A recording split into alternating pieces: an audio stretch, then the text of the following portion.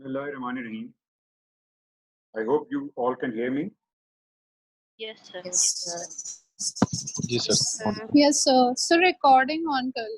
कर दिया। अच्छा, आज की बड़ी अहम टॉक है. This is a very important subject, cutaneous vasculitis, and we frequently come across this condition.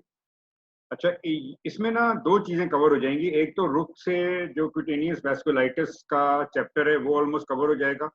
दूसरा जो हिस्टोपैथोलॉजी की मैं लेक्चर ले रहा हूँ उसमें डिफरेंट हिस्टोपैथोलॉजिकल मैंने आप लोगों को इंट्रोड्यूस कराई थी, के पैटर्न्स इंट्रोड्यूस कराए थे कि जिनमें से एक पैटर्न वेस्कुलोपैथी या वेस्कुलाइटिस का था. तो चूंकि इस सेक्शन में मैंने वो भी डाल दी हुई हैं काफ़ी हिस्टोलॉजिकल इमेजेस, तो आप समझें कि आपका वो पैटर्न भी कवर हो रहा है कि जो वेस्कुलोपैथी या वेस्कुलाइटिस का है. तो we are not going to start this talk. So what is vasculitis? Vasculitis is a term which is applied to inflammation and necrosis of blood vessels. अब ये आप लोग जहन में रखें कि वेस्कुलाइटिस से मतलब वेसल वॉल की इन्फ्लेमेशन या नेक्रोसिस जरूर है. पेरीवेस्कुलर इन्फ्लेमेटरी इन्फिल्ट्रेट, बेशक वो लिम्फोसिटिक हो, बेशक वो न्यूट्रोफिलिक हो, ये वेस्कुलाइटिस की डेफिनीशन में नहीं आता. वेस्कुलाइटिस की डेफिनीशन में आने के लिए वेसल वॉल का डैमेज होना लाजमी है. इसलिए मैं आपको रिपीट कर रहा हूं कि पेरीवेस्कुलर लिम्फोसिटिक इन्फिल्ट्रेट बहुत सारी ऐसी कंडीशंस में भी होता है कि जिसमें वेस्कुलाइटिस का बिल्कुल कोई तो दूर दूर तक ताल्लुक नहीं होता.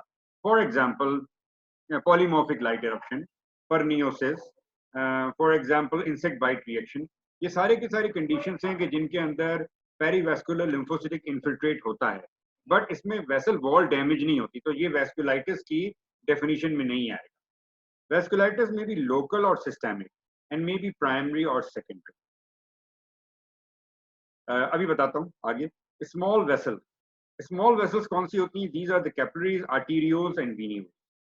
मीडियम वेसल्स कौन सी होती हैं? Like vessels of the viscera, like renal, coronary, hepatic arteries. And large vessels are aorta and its great vessels and its bigger branches. तो ये टर्मिनोलॉजीज भी इसमें यूज होंगी, small vessel, medium vessel and large vessel. Physical signs that may give clue as to the predominant vessel size involved in vasculitis. मतलब clinically क्या वो sign होंगे कि जिसके बेसिस पे आप कहेंगे कि ये स्मॉल वेसल वेस्कुलाइटिस है या ये large vessel vasculitis. Small vessel vasculitis या स्मॉल ब्लड वेसल्स की अगर इन्वॉल्वमेंट होगी then we would see purpuric macules and papules, जिसको हम कहते हैं palpable purpura, which is called as the palpable purpura. और वो हेमरेजिक वो पर्परा जो है ना वो बाद में जाके हेमरेजिक वेसिकल्स और पेप्यूल्स भी बन सकते हैं. एंड बट नेक्रोसिस जो है ना वो बजाते खुद स्मॉल वेसल वेस्कुलाइटिस का फीचर नहीं है. जब medium size blood vessels involve होंगी then we would see a broken livedoid or reticulate pattern. Livedoid pattern or reticulate pattern. We would see infarctions, area of infarctions. We would see ulcers. We would see deep nodules. ये अभी आप सोचें पॉलीआर्टराइटिस nodosa के reference से. पॉलीआर्टराइटिस nodosa में ये सारे features होते हैं, जबकि ल्यूकोसाइटोक्लास्टिक स्मॉल वेसल वेस्कुलाइटिस में ये ऊपर वाले फीचर्स होते हैं. Many vasculitides are triggered by various antigenic agents. अब जनरली द वेस्कुलाइटिस की जो इटियोलॉजी है ना वो यही है जो अभी यहाँ 5 कॉजेज लिखी हैं. तमाम वेसल्स वेस्कुलाइटिस चाहे वो स्मॉल वेसल हों या लार्ज वेसल हों, उनकी यूजुअली इटियोलॉजी यही है, या कोई इन्फेक्शन की वजह से, या कोई मेडिकेशन की वजह से, या it is related to a connective tissue disease like SLE, like an inflammatory bowel disease और सम माइलोडिस्प्लास्टिक कंडीशंस और मैलिग्नेंसी. तो ये आप अगर याद रख लें ना ये 5 चीजें, तो आप ये इनको 5 चीजों को हर वेस्कुलाइटिस की इटियोलॉजी में फिट कर सकते हैं.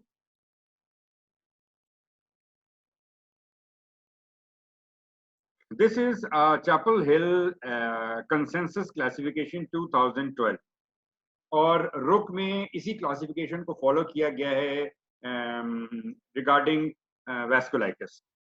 So the first bigger heading is single organ which is skin, small vessel vasculitis. मतलब ये जितने वेस्कुलाइटिस हैं ये स्किन को इन्वॉल्व करते हैं, जिसमें क्यूटेनियस स्मॉल वेसल वेस्कुलाइटिस भी आ रहा है, जिसमें अर्टिकेरियल वेस्कुलाइटिस भी आ रहा है, जिसमें एरिथीमा एलिवेटम डायटिनम भी आ रहा है, ग्रैनुलोमा फेशियल भी आ रहा है। तो इसमें जो प्राइम सिंगल ऑर्गन है and that organ is skin. Now cutaneous vasculitis associated with systemic disease. जो ये वाले चार टॉपिक्स हैं ये इस चैप्टर का हिस्सा नहीं। Behcet syndrome, lupus vasculitis, Behcet syndrome अलग चैप्टर में, लूपस एसएलई के अलग चैप्टर में, सार्कोइडल वेस्कुलाइटिस अलग चैप्टर में, रूमेटॉइड वेस्कुलाइटिस का भी चैप्टर डिफरेंट है। तो we are not going to discuss these diseases. Then small vessel immune complex associated vasculitis. अब इम्यून कॉम्प्लेक्स एसोसिएटेड वेस्कुलाइटिस कौन से हैं? IgA वेस्कुलाइटिस और Henoch Schonlein purpura, cryoglobulinemic vasculitis, hypocomplementemic vasculitis, and Goodpasture syndrome, which is mainly involving the renal vessels. Then small vessel ANCA associated vasculitis, ये खास किस्म की antibodies हैं ANCA, और इनके साथ जो वेस्कुलाइटिस एसोसिएटेड हैं वो है माइक्रोस्कोपिक पॉलीएंजाइटिस, ग्रैनुलोमेटोसिस विद पॉलीएंजाइटिस जिसको वैगनर ग्रैनुलोमेटोसिस कहते हैं, and eosinophilic granulomatosis with polyangiitis Churg Strauss. फिर medium vessel vasculitis, polyarteritis nodosa, systemic या क्यूटेनियस पैन और कावासाकी डिजीज। फिर जब लार्ज वेसल वेस्कुलाइटिस में दो कंडीशंस हैं, giant cells and Takayasu. Theory of pathogenesis of cutaneous vasculitis, मतलब ये जो थ्योरी है वो भी तकरीबन एक ही है तमाम vasculitis. Generally the immune complexes interact with complement system to generate CD3 and C5A। ये इम्यून कॉम्प्लेक्सेस कैसे बनते हैं? इम्यून कॉम्प्लेक्सेस आपको पता है एंटीजन और एंटीबॉडी के रिएक्शन से बनते हैं। एंटीजन्स वो इटियोलॉजिकल एजेंट्स हैं कि जिनकी वजह से वेस्कुलाइटिस इंड्यूस हो रहा है, और वो मैंने पिछली स्लाइड में बताया कि वो कोई बैक्टीरिया भी हो सकता है, वो कोई वायरस भी हो सकता है, कोई भी इन्फेक्शन, वो कोई मेडिकेशन भी हो सकती है, वो कोई कैंसर रिलेटेड एंटीजन्स भी हो सकते हैं, वो कोई ऑटो इम्यून एंटीबॉडीज भी हो सकती है। तो वो एंटीजेंस एक तरफ और उसके साथ फिर IgG या एंटीबॉडीज जो कंबाइन होकर इम्यून कॉम्प्लेक्सेस बना रही हैं, तो वो immune complexes result in generation of complements C3A and C5A। ये जो कॉम्प्लीमेंट्स हैं ये एनाफाइलाटॉक्सिन्स कहलाते हैं, and these produce chemotactic factors. और उन कीमोटैक्टिक फैक्टर्स से जो चीज पहले जो चीज पहुंचती है स्किन में वो न्यूट्रोफिल्स है, and then the neutrophils release the vasoactive amines such as histamines, and this result in endothelial cell retraction and release of pro-inflammatory cytokines interleukin 1 and TNF alpha। और ये जो इंटरल्यूकिन 1 और TNF alpha हैं ये mainly cause हैं vessel wall damage के। This activation of membrane attack complex of complement would directly damage the endothelial cell as well. When neutrophils produce lysosomal enzymes and also produce reactive oxygen species, and this is also damaging.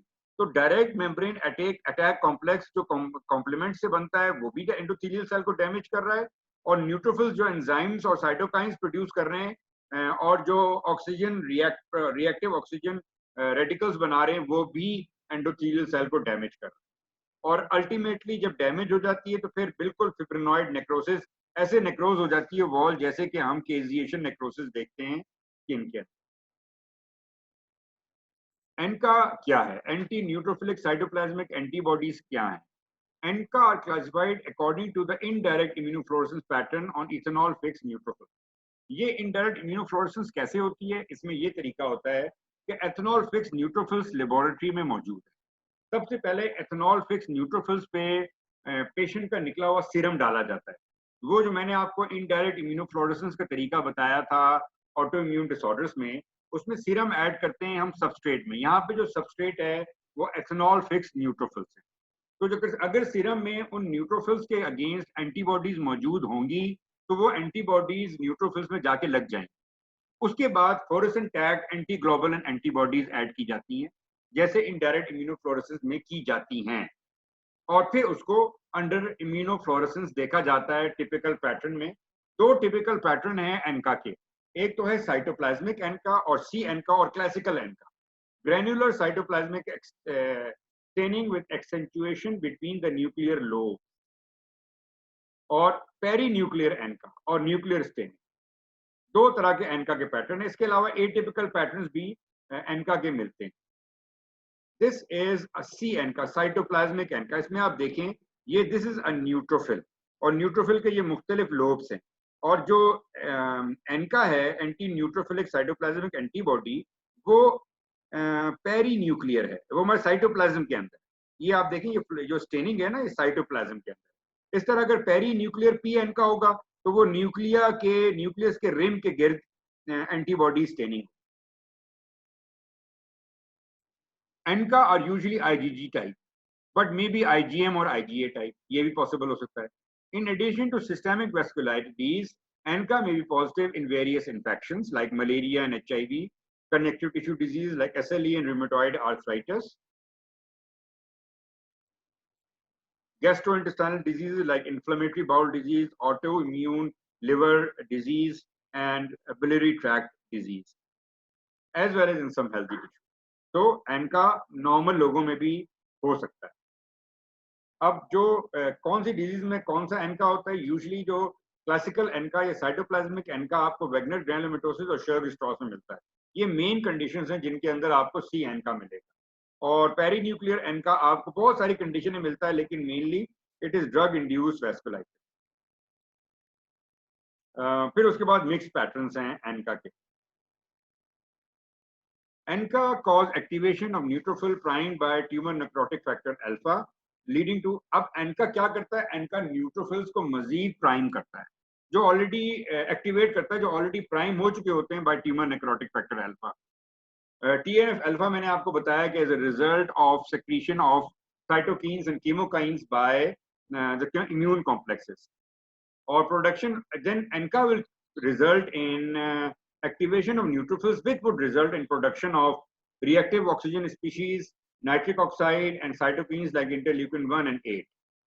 Upregulation of addition molecules, elastases, which is again a damaging enzyme released by neutrophils. So, मतलब एनका दूसरी तरह से आप ये समझ लें, Enka neutrophil को मजीद activate करके न्यूट्रोफिल के अंदर से वो केमिकल्स एक्सट्रैक्ट करवा रहा है कि जिसकी वजह से ब्लड वेसल वॉल डैमेज हो। Complaints in a patient with cutaneous vasculitis that give clue to a systemic disease. अब हम क्योंकि वेस्कुलाइटिस सिर्फ स्किन रिलेटेड नहीं है, वेस्कुलाइटिस सिस्टेमिक भी हो सकते हैं। तो अगर ये जो वेसल्स हैं ये स्किन के अलावा और ऑर्गन्स में हैं तो हमें और सिस्टेमिक साइंस भी मिलेंगे, जिस तरह के weight loss, fatigue and fever. Weight loss, fatigue and fever generally, fatigue और फीवर तो जनरली क्यूटेनियस वेस्कुलाइटिस में भी होता है। आर्थ्रेल्जिया, मायल्जिया, आर्थराइटिस, ये जॉइंट की कंप्लेंट्स हो गई। Dry eyes, red eyes, eye pain, vision loss, nasal and sinus congestion, ear pen.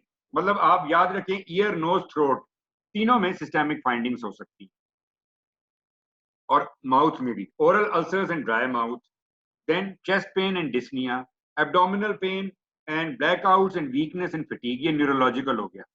तो एक जनरल सिम्टम्स हैं, एक eye, ear, nose, throat, nose, mouth, ये सबके सिम्टम्स हैं। फिर जो मेन सिस्टेमिक कंप्लेंट्स आपको मालूम ही है कि जो वेस्कुलाइटिस में होती हैं वो जीआई ट्रैक्ट में और आर्थराइटिस होती है। तो इसके अलावा उन्होंने चेस्ट में और न्यूरोलॉजिकल कंप्लेंट्स भी बताए। अभी मैंने एक सेकंड स्लाइड लगाई थी जिसमें मैंने आपको बताया था कि अगर वेसल, स्मॉल वेसल वेस्कुलाइटिस है तो patient would present as palpable purpura and hemorrhagic vesicles। और अगर मीडियम साइज वेस्कुलाइटिस है तो लिविडॉइड पैटर्न होगा, नेक्रोसिस होगा, अल्सर होगा। तो यहाँ पे इसको दोबारा एक नए सिरे से लिखा गया है, पिन पॉइंट साइन पेपर मैक्यूलर पर्परा। ये वो पर्परा है कि जो नॉन पैल्पेबल पर्परा है, ये हम देखते हैं कैपिलराइटिस में, या एक्सरसाइज इंड्यूस्ड पर्परा होता है जो हम एमाइलोइडोसिस में देख लेते हैं, सिस्टेमिक एमाइलोइडोसिस में।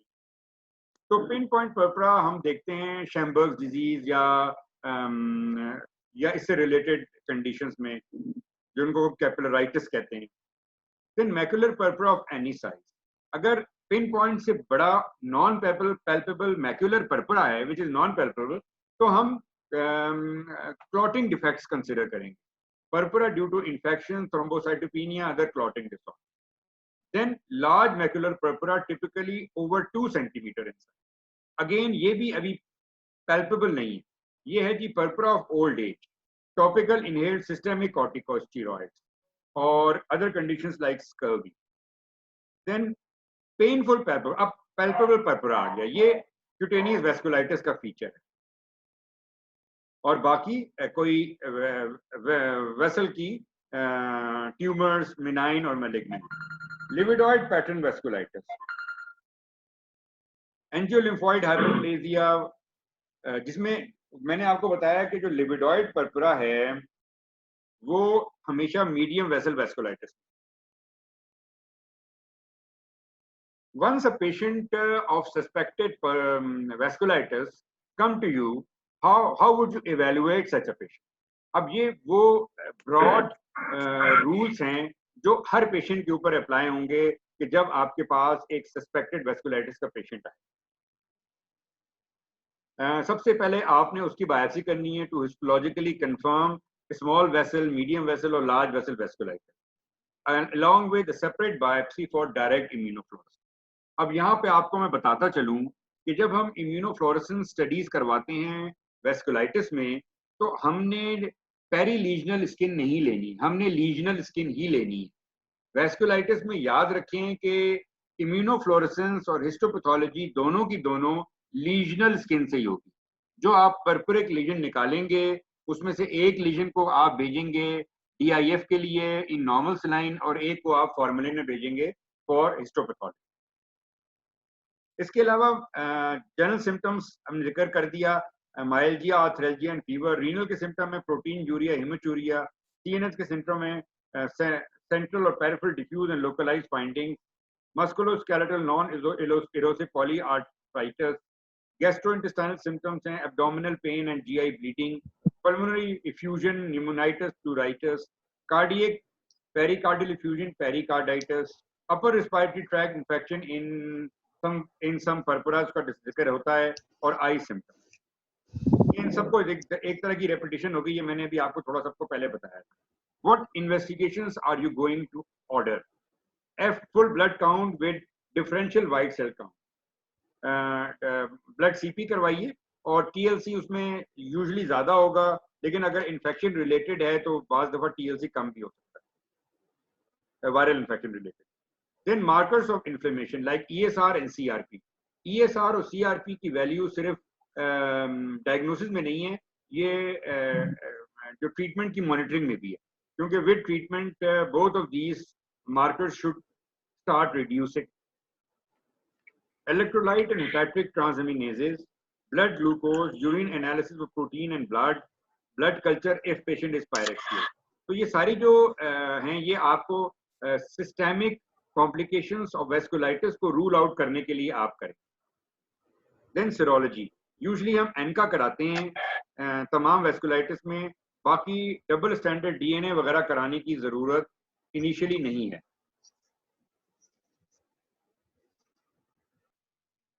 अच्छा जी, उसके बाद हो गया एनका कॉम्प्लीमेंट्स, और अगर आपको क्रायोग्लोबुलिनिक वेस्कुलाइटिस कर रहे हैं तो फिर क्रायोग्लोबुलिन।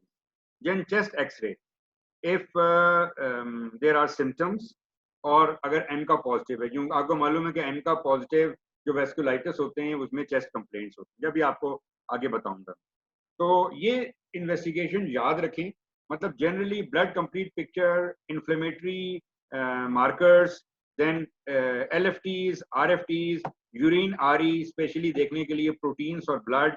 अगर पेशेंट पायरेक्सियल है तो ब्लड कल्चर, और ऑटो इम्यून के लिए एंटी न्यूक्लियर एंटीबॉडी, एनका और कॉम्प्लीमेंट, और चेस्ट एक्सरे अगर पेशेंट को चेस्ट कंप्लेंट्स हैं।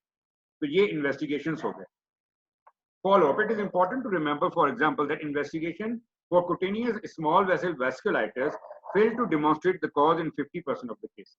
Even if cutaneous vasculitis has resolved, It is appropriate to perform urine analysis and blood pressure monitoring subsequently, perhaps monthly and 3 monthly respectively for 6 months, and annual test of renal function. ठीक है, ये follow up के लिए important है, even if vasculitis resolves.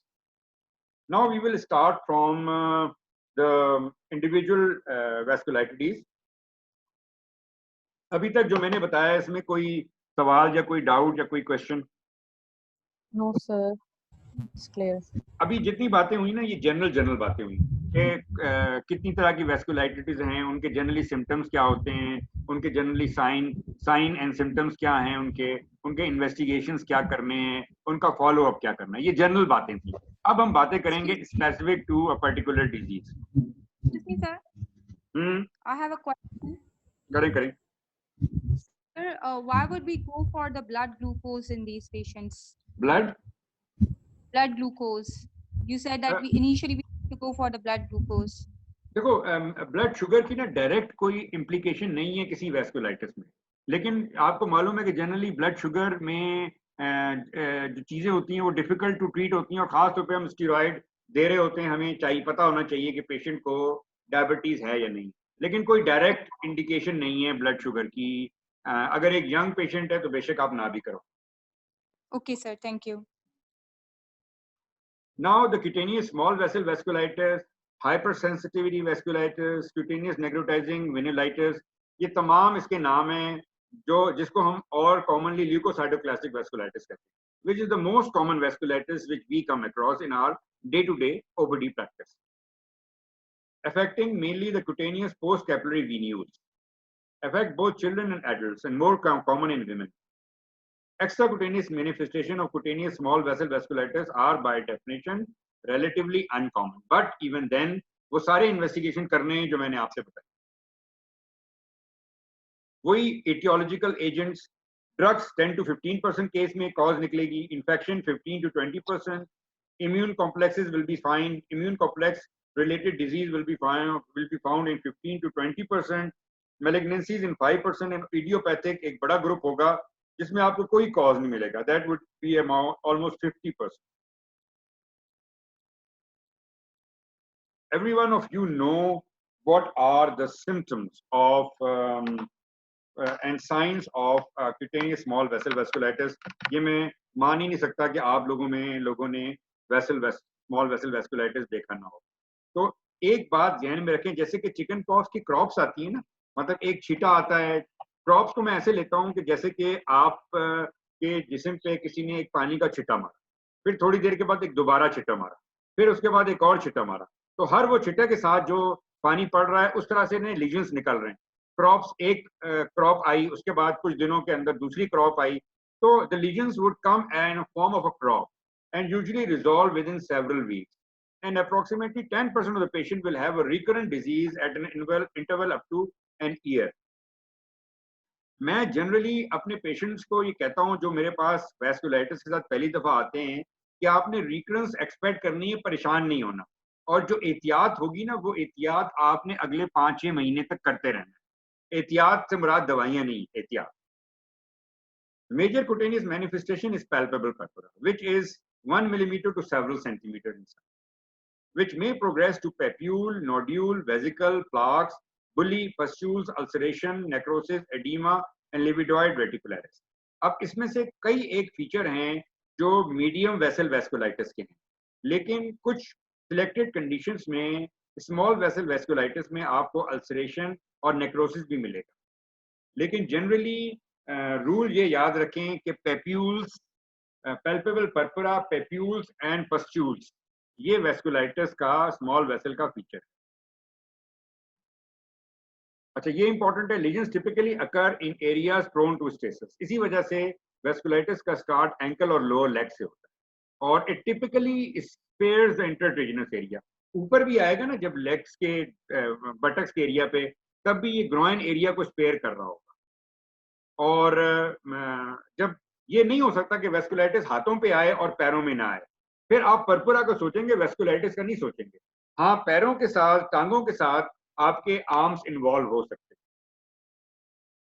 Although often asymptomatic, Pruritus, pain and burning may be experienced as well as systemic symptoms like fever, arthralgia, myalgia and anorexia. Usually patient जो है ना वो एक burning pain के साथ, ये जो typical pain है ना vasculitis का, वो एक burning pain, जलन होती है डॉक्टर साहब, इस symptom को ज़्यादा जोर जहन में रखें. The presence of symptoms, other organs should raise suspicion of other vasculitis. अगर तो किडनी इन्वॉल्व हो रही है, अगर तो प्रोटीन यूरिया हो रहा है, अगर लंग्स में कोई कंप्लेन हो रही है, हिमोप्टिसिस हो रहा है, तो देन आप क्यूटेनियस, आप समझ लें कि आप cutaneous small vessel vasculitis deal नहीं कर रहे, फिर आप किसी और वैरायटी का वेस्कुलाइटिस डील कर रहे हैं. तो सिस्टमिक इन्वेस्टिगेशन करना जरूरी है, और अगर कोई साइन मिलेगा then you would think of some other vasculitis. In 1990, American College of Rheumatology criteria for hypersensitive vasculitis, this is a traditional format. ये जो format है इसके हिसाब से there are 5 criteria: age of disease more than 16, medication at the disease onset, palpable purpura, maculopapular rash, histological changes showing granulocytes in perivascular or extravascular location. At least 3 of the 5 criteria must be present. The presence of 3 criteria were associated with a specificity of 83.9% and sensitivity of 71%. तो ये 5 criteria, लेकिन ये traditional criteria हैं, बहुत पुराने हैं, 1990 के. अब these are the familiar pictures. I am sure you would not miss the diagnosis of cutaneous small vessel vasculitis अगर इस तरह की कोई slide exam में आए. अब यहाँ पे आप देखें कि in addition to these papules and purpuric areas, there are areas of necrosis as well. ये small necrosis के areas हैं और ये large area of necrosis भी है. This is a typical histological appearance of vasculitis.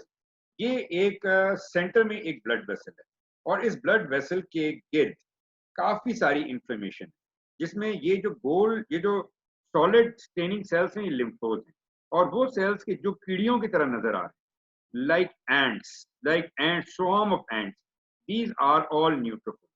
और जब neutrophils टूटते हैं, और आपको पता है neutrophils के जो न्यूक्लियाई होते हैं उसके अंदर 3 या 4 lobes होते हैं, तो जब वो टूटते हैं तो individual lobe dermis में गिरते हैं और उसको न्यूक्लियर डस्ट कहा जाता है. न्यूक्लियर डस्ट एक्चुअली वो इंडिविजुअल लोब्स हैं न्यूक्लियाई के न्यूट्रोफिल्स. तो यहाँ पे आपको अच्छा, और ये वेसल वॉल भी काफी थिकन्ड है इस वक्त, इसमें इन्फ्लेमेशन भी है, वेस्कुलर इन्फ्लेमेशन भी है और इंट्राम्यूरल मतलब वेसल वॉल के अंदर भी इन्फ्लेमेशन, और लिम्फोसाइट्स भी हैं और न्यूट्रोफिल्स भी हैं और न्यूक्लियर डस्ट भी है. ये बहुत टिपिकल अपीयरेंस है ल्यूकोसाइटोक्लास्टिक वेस्कुलाइटिस की.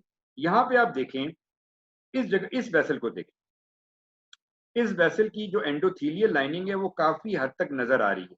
ये एंडोथीलियल न्यूक्लियाई हैं एंडोथीलियम के. अब ये वेसल देखें, ये वेसल देखें या ये वेसल देखें. अब आप इन वेसल को अगर गौर से देखेंगे तो आपको इनकी लाइनिंग में कोई एंडोथीलियल सेल्स नजर नहीं आ रहे. यहाँ पे तो बिल्कुल नजर नहीं आ रहे, और पिंक सा एक मटेरियल नजर आ रहा है. और आपको मैंने बताया कि नेक्रोसिस जब होगा वो पिंकिश हो, तो यहाँ पे वेसल वॉल टोटली नेक्रोज होगी. इस कंडीशन को हम fibrinoid necrosis of blood vessel wall कहते हैं, fibrinoid necrosis of blood vessel wall. और इसके गिर्द एक इंटेंस सी इन्फ्लेमेशन है, पेरीवेस्कुलर लिम्फोसिटिक एंड न्यूट्रोफिलिक इन्फिल्ट्रेट. इसमें इओसिनोफिल भी आ सकते हैं, और यहाँ पे आपको जो डॉट डॉट नजर आ रहे हैं these are all nuclear dust. और यहाँ पे जो रेड सेल नजर आ रहे हैं दीज आर आरबीसी एक्स्ट्रावसेशन. अभी और आ गया है, दिस इज आरबीसी एक्स्ट्रावसेशन. आमतौर पे जब वेसल वॉल डैमेज होगी तो आरबीसी स्किन के अंदर आएंगे. पर्परा जो नॉर्मल पर्परा है, पैल्पेबल पर्परा नहीं, जो क्लॉटिंग डिफेक्ट की वजह से होगा या स्टीरॉइड्स की वजह से होगा, उसके अंदर जो वाहिद फाइंडिंग होती है वो extravasation of RBCs. RBCs blood vessel wall से निकल के स्किन में आ जाते हैं जब भी वो पर्परिक या रेड कलर देते हैं. लेकिन यहाँ पे वेस्कुलाइटिस में vessel wall injury is associated with RBC extravasation. अब हमने लीजनल स्किन से इम्यूनोफ्लोरेसेंस कराई, तो उसमें आपको ये DIF है, लीजनल स्किन के हमने फ्रोजन सेक्शन किए, उसके ऊपर अपने एंटी ग्लोबुलिन एंटीबॉडीज डाली और हमें IgM वाले क्लास में एंटीबॉडीज मिल गई surrounding the blood vessel wall. इसका मतलब ये था कि IgM एंटीबॉडीज के जो कॉम्प्लेक्सेस हैं वो ऑलरेडी वेसल वॉल पे डिपॉजिट हैं और हमने एंटी ग्लोबुलिन IgM को उन्हीं कॉम्प्लेक्सेस के ऊपर अटैच किया है और उसको हम यहाँ पे विजुअलाइज कर रहे हैं। सबसे पहला ट्रीटमेंट की मोडेलिटी होगी identify the trigger, drug infection या अगर ऑटो इम्यून है तो उसको आइडेंटिफाई करें। Effort to minimise the stasis, ये सबसे इंपॉर्टेंट चीज है स्मॉल वेसल वेस्कुलाइटिस में कि पेशेंट को कंप्रेशन गारमेंट्स एडवाइस करें और बेड रेस्ट करवाएं और उसको कहें कि वो गैर जरूरी चले फिरे नहीं और बिस्तर पे लेटे तो पाँव को ऊंचा करके रहे। और जो बेसिक ट्रीटमेंट है वो NSAID और एंटीहिस्टामीन्स। आपको पता है कि हिस्टामीन भी रिलीज हो रहे हैं इस वक्त, तो हिस्टामीन भी उन मीडिएटर्स में शामिल है। तो हमें बेसिकली एंटी इन्फ्लेमेटरी और एंटीहिस्टामीन्स यूज करने, जो आप स्ट्रेट अवे शुरू कर दें without waiting for any other treatment. एक और चीज जो आप स्ट्रेट अवे शुरू करेंगे वो आम तौर पे एंटीबायोटिक है, क्योंकि हमारे केस में अगर के 15 to 20% केसेस में इन्फेक्शंस की वजह से होता है, लेकिन this is the cause which can be corrected very easily by antibiotics. So start straight away, in addition to advising the patient to remove the या minimize stasis, आपने उसको एंटीबायोटिक, एंटी इन्फ्लेमेटरी और एंटी हिस्टामीन देगी।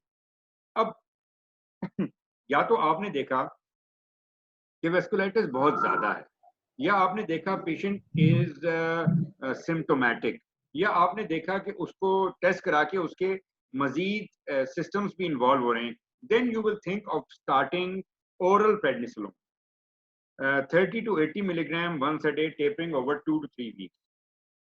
No data support the use of topical corticosteroids और antibiotic. Antibiotic का मैंने बता दिए लॉजिक क्या है। टॉपिकल स्टीरॉइड्स की भी मैं आपको बताऊं कि अगरचे डेटा सपोर्ट नहीं करता टॉपिकल स्टीरॉइड के यूज में, लेकिन दिस इज पर्सनल एक्सपीरियंस, मेरा पर्सनल एक्सपीरियंस। अगर पेशेंट को सिम्टम्स हैं, अगर उसको खारिश या जलन के सिम्टम्स हैं, तो आप डाइल्यूट करके टॉपिकल स्टीरॉइड दे सकते हैं, उसको सिम्टोमेटिक रिलीफ मिलेगा। Of course topical steroid is not going to treat the main pathology, लेकिन सिम्टोमेटिक रिलीफ दे सकती है in case patient को symptoms है। If patient is not having a symptom and just having the vasculitic lesions, no need of giving any topical treatment. अच्छा, if corticosteroids help नहीं कर रहे, then second line में आएंगे। second line में colchicine और dapsone है, colchicine और dapsone, और फिर उसके बाद ये भी काम नहीं करेंगे तो थर्ड लाइन में साइटोटॉक्सिक एजेंट आएंगे, एजाथाइपरिन और मीथोट्रेक्सेट एंड साइक्लोस्पोरिन, और बहुत ज्यादा सीरियस केस में साइक्लोफॉसमाइड। साइक्लोफॉसमाइड आप याद रखेंगे कि हम उन वेस्कुलाइटिस में मेन दवाई के तौर पे यूज करेंगे which have systemic complication. This is a therapeutic ladder for small vessel vasculitis, supportive therapy, antihistamines, NSAIDs, then skin lesions में कॉल्चिसिन, डेप्सोन, अल्सरेटिव लीजन्स में thalidomide, low dose metho and prednisolone, फिर systemic treatment के सारे, आखिर में रिटुक्सिमैब वगैरह भी आ गए। लेकिन जनरली जो क्यूटेनियस स्मॉल वेसल वेस्कुलाइटिस में हमें इससे आगे जाने की जरूरत नहीं पड़ती। बहुत रेयर होता है कि कभी आई वुड थिंक कि मैं एजाथाइपरिन या मीथोट्रेक्सेट भी यूज करूँ।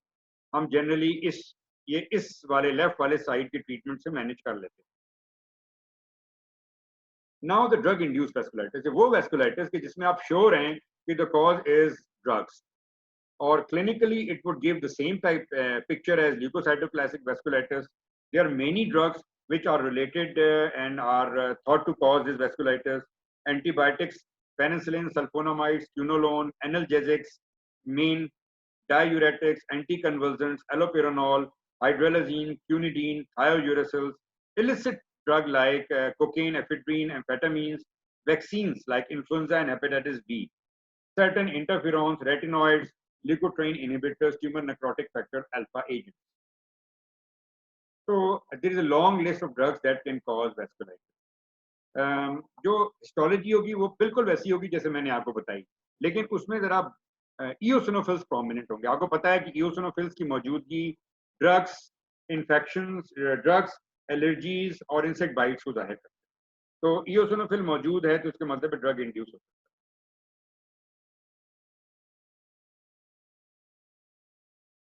है। डायग्नोसिस कैसे करेंगे? Timing of eruption in relation to starting a new drug, it may be informative, and in some instances diuretic onset may, for example in diuretic this vasculitis onset may be delayed for several months, और blood में भी eosinophilia होगा। blood में eosinophilia होना, blood CP में जब आपको eosinophilia मिलेगा तो आप drug induced vasculitis को सोच सकते हैं। ट्रीटमेंट में पहला तो स्टॉपिंग ऑफ द ड्रग है, then systemic treatment with corticosteroids and immunosuppressive, और सपोर्टिव ट्रीटमेंट वैसे ही जैसे मैंने आपको बताया। अब दो वेस्कुलाइटिस और बताऊंगा जो हमारे ना बहुत फेवरेट डिफरेंशियल डायग्नोसिस हैं, जिनको आपको मालूम होना चाहिए। कई दफ़ा हम इनको यूज करेंगे मुख्तलिफ और कंडीशंस के डीडीज में। Erythema elevatum diutinum, it is a rare chronic eruption most commonly in adults. It is characterized by fibrosing plaques with histological evidence of vasculitis. Histology में ये बात याद रखिए erythema elevatum diatinum है कि it is basically a vasculitis, लेकिन in addition to vasculitis there is intense degree of fibrosis. इतना fibrosis है कि लगता है कि जैसे कि ये hypertrophic scar है। Associations ये erythema elevatum diatinum की rheumatoid arthritis, celiac disease, inflammatory bowel disease and type 1 diabetes में लगी। Also associated with streptococcus, hepatitis, syphilis and HIV. Lesions की क्या morphology है? Red violaceous and yellow plaques or nodules symmetrically बनेंगे on dorsa of hands, ankle, knees and buttocks. Violaceous, red violaceous yellowish plaques and nodules. They may be painful. The lesion may last for 5 to 35 years with crops of new lesion developing few weeks to months. ये रुक की एक picture है, और इस किस्म की ना ये नोड्यूलर लेशंस, ये इरिथीमा एलिवेटम डायटिनम के साथ अब अगर हम डिफरेंशियल डायग्नोसिस करेंगे तो हम मेटास्टैटिक ट्यूमर्स करेंगे, हम बी सेल लिम्फोमास करेंगे, हम टी सेल लिम्फोमास करेंगे, हम मैस्टोसाइटोसिस करेंगे, मैस्टोसाइटोमास करेंगे, हम हिस्टोसाइटोसिस करेंगे। हम इस किस्म की जो वो हैं डिफरेंशियल डायग्नोसिस वो हम इस कंडीशन में रखेंगे। लेकिन जो टीज टिपिकल है इरिथीमा एलिवेटम डायटिनम में वो ये है कि ये जो नोड्यूल्स हैं इनकी फर्म टू हार्ड कंसिस्टेंसी है, और दूसरा they are the main site of these nodules are on hands and feet and they have a long course, ये याद रखें। अब यहाँ पे आप देखें ये जो मॉर्फोलॉजी है ना, ये हिस्टोलॉजिकल, ये स्वीट सिंड्रोम जैसी है। देयर इज न्यूट्रोफिलिक इन्फिल्ट्रेट और वेसल्स वॉल की यहाँ पे नजर आ रही है, काफी वॉल थिकनिंग है, और यहाँ पे ये डेंस न्यूट्रोफिलिक इन्फिल्ट्रेट और लोअर डाउन यहाँ पे फाइब्रोसिस हो। तो बेसिकली वेस्कुलाइटिस है एंड फाइब्रोसिस। अगर आपको हिस्टोलॉजी में दो चीजें याद करनी हो एरिथीमा एलिवेटम डायटिनम में, तो वेस्कुलाइटिस एंड फाइब्रोसिस, ये आप याद। Erythema elevatum diatinum and sweet syndrome are both described as neutrophilic dermatoma. अब ये जो पिक्चर थी ना, ये पिक्चर स्वीट सिंड्रोम की भी हो सकती है, तो इसलिए both of them are neutrophilic dermatosis. However, sweet syndrome is an acute, asymmetric, located on arm, face and neck. Mainly sweet syndrome face पे होता है, और ये acute dermatosis के अंदर आता है। अगर मैं पूछूंगा ना what are the causes of acute dermatosis या acute eruption of skin nodules या acute eruption of nodules on the skin, acute से मुराद within 4-5 days, तो उसमें sweet syndrome आएगा, उसमें erythema elevatum diatinum नहीं आएगा, क्योंकि erythema elevatum diatinum का एक chronic course है और इसकी ना बहुत सालों चलता रहता है। In contrast, erythema elevatum diatinum lesions are chronic, symmetric, classically involve hands and knees. Fibrosis जो है ना, it correlates with clinical chronicity. Demonstration of IgA ANCA in 60% cases of erythema elevatum diatinum has been suggested by to be of some diagnostic clue. IgA ANCA हो सकता है, वैसे ANCA IgM होता है, लेकिन IgA ANCA erythema elevatum diatinum में होता है. Dapsone has a remarkable effect on erythema elevatum diatinum. Although stopping it, nicotinamide is also effective. यहाँ पे एक आपको बात बता दूं, आपको ये मालूम है कि कुछ कंडीशंस ऐसी हैं स्किन में कि जिनमें प्रीडोमिनेंट इन्फ्लेमेटरी इन्फिल्ट्रेट न्यूट्रोफिलिक होता है. कुछ कंडीशन ऐसी हैं कि जिनके अंदर predominant neutrophilic inflammatory infiltrate eosinophilic होता है. आप ये याद रखेंगे जो इओसिनोफिलिक इन्फ्लेमेटरी इन्फिल्ट्रेट वाली स्किन डिजीजेज हैं, उनके अंदर हम जनरली स्टीरॉयड्स और इम्यूनोसप्रेसिव यूज करते हैं. फर्स्ट लाइन ट्रीटमेंट आमतौर पर स्टीरॉयड्स ही होते हैं. जो न्यूट्रोफिलिक डिसऑर्डर्स हैं जिनमें प्राइमरीली न्यूट्रोफिल्स पाए जाते हैं स्किन में, उसमें कुछ खास ड्रग्स हैं कि जिनका एंटी न्यूट्रोफिलिक रोल है. वो ड्रग्स आपने ना याद रखनी है और ये आपको हमेशा फायदा देंगी अगर आप भूल भी जाएंगे कि ये इंडिविजुअल कंडीशन में कौन सी ड्रग यूज है. उसमें से ना एक तो टेट्रासाइक्लिन, नंबर 2 उसमें hydroxy chloroquine, number 3 dapsone, number 4 colchicine है, और नंबर 5 थैलिडोमाइड है, नंबर 6 नाइसिनामाइड है, नंबर 7 सल्फोना, वो लॉन्ग एक्टिंग सल्फोनामाइड्स हैं, सेलिजोपायरिन, सल्फामिथॉक्सीपायराजीन, इस तरह की दवाइयाँ. तो ये तमाम जो दवाइयाँ हैं ये उन डिसऑर्डर्स की मेन दवाई है, स्टीरॉइड्स नहीं है. मेन मेडिसिन वो हैं कि जिनमें आपको न्यूट्रोफिल्स मिलते हैं. स्वीट सिंड्रोम ले लीजिए, वो ले लें हम, अगर इरिथेमा क्या कहते हैं,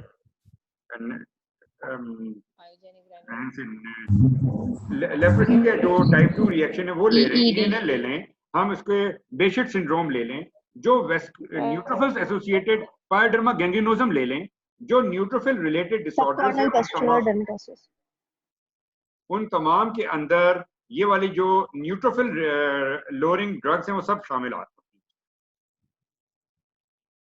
अच्छा, तो ये मैंने एक पासिंग तौर बताया. यहाँ पे चूंकि वेस्कुलाइटिस जितने भी हैं, जितने वेस्कुलाइटिस हैं, उन सब में जो प्रीडोमिनेंट इन्फ्लेमेटरी इन्फिल्ट्रेट है वो न्यूट्रोफिल्स हैं. इसलिए जो न्यूट्रोफिल लोअरिंग मेडिसिन हैं उन सब का रोल है इन इनिशियल वेस्कुलाइटिस. लेकिन हाँ, जब कंडीशन बहुत ज्यादा आगे जाएगी तो फिर हमको स्टीरॉयड्स और इम्यूनोसप्रेसिव दोनों यूज करते हैं. Granuloma facial. Granuloma facial is characterized by asymptomatic cutaneous nodules occurring mainly on the face. It is limited to the skin without any systemic manifestation. Most commonly in males and typically in whites. It is considered to be a histological variant of leukocytoplastic vasculitis with predominant eosinophilic infiltrate. जो granuloma facial है ये differential diagnosis में आता है